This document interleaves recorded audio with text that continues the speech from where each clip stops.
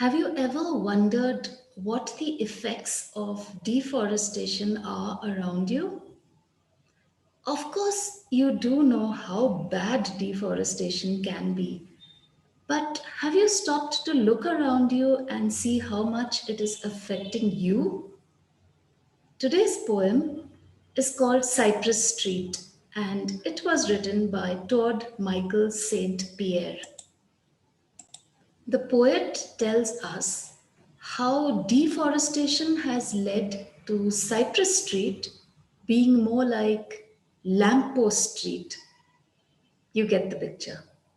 I will read and explain the poem to you, and I have the meanings of some words written below the poem as well.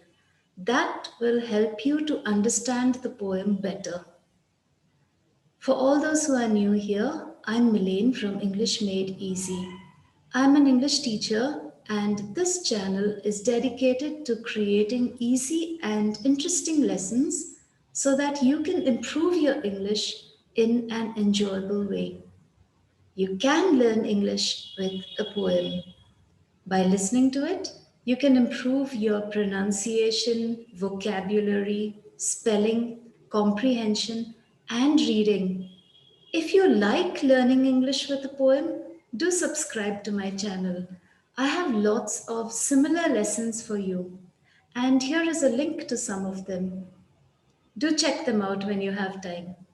And now, let's begin with the poem Cypress Street by Todd-Michael St Pierre. Cypress Street by Todd-Michael St Pierre. Do you know what cypress is? Cypress is an evergreen coniferous tree. That means evergreen meaning it never loses its leaves, and it's coniferous because it's cone shaped. And it has small rounded woody cones. You know what cones are? Those who have been to hill stations will know what I'm talking about. You get those woody cones from these kind of trees. Okay, and it has very small scale-like leaves. Those are cypress trees. And this street is called Cypress Street for a very good reason, probably because it was full of cypress trees. So Cypress Street by Todd-Michael St Pierre. Have you noticed any changes in the area in which you live? What are these changes? Let us read about changes that the poet noticed on a street called Cypress Street. I took a stroll down Cypress Street, the hot sidewalk beneath my feet. The one thing that stood out the most, where trees once stood, there were lampposts. Let me explain just this part. I took a stroll down Cypress Street, meaning I took a slow walk down Cypress Street. I'm presuming that the poet has probably not been in this area for some time. He's coming back after a long time, like many of us do. We leave the place where we have grown up and go out somewhere else to work, and we come back after several years.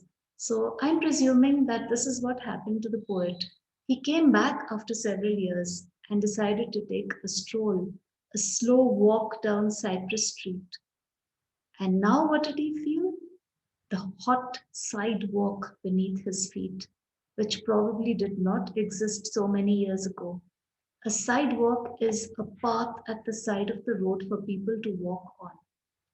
So he walked there and it was really hot. I'm guessing the reason it was hot is because there were no trees there to cool it down. The one thing that stood out the most was easy to see, very easy for him to notice. Where trees once stood, there were lampposts. So if he is coming back after many years, like I presume he is, then he must have got a shock of his life to see that where trees once stood, there were no trees any longer, there were just lampposts. I'd never seen so much concrete. What's concrete? A building material made from cement, water, sand, and broken stones. So much concrete. No cypress left on Cypress Street. He's shocked. He's saying it's still called Cypress Street, but where are the cypress trees? No cypress left. According to my great aunt Jem, there used to be a lot of them. So he's confused about it and he talks to his great aunt Jem. Who's great aunt? You know, when you have an aunt, you know who an aunt is? An aunt is the sister of your mother or your father. Great aunt would be uh, the aunt of your mother or your father, not your aunt. So that becomes your great aunt. So he spoke to his great aunt because she was somewhere further down the generations. And his great aunt Jem told him that there used to be a lot of them. A lot of what? Cypress trees on Cypress Street. They cut them down. They took their wood. A treeless street is plumb no good. So what did his great aunt tell him? She said that there used to be so many cypress trees, but they cut them down eventually. Why did they cut them down? Because they needed their wood. They took their wood. And now the poet says, a treeless street is plumb no good. Plumb no good meaning useless. A street with no trees is definitely useless, just like a treeless neighborhood. So he says, you talk of a neighborhood that doesn't have trees in it. Would anyone like to stay in a neighborhood like that? No. Talk about a street that has no trees. That's just as bad, according to the poet. So tell the mayor, who's the mayor, the head of the town, tell the mayor next time they meet to change the name to Lamppost Street.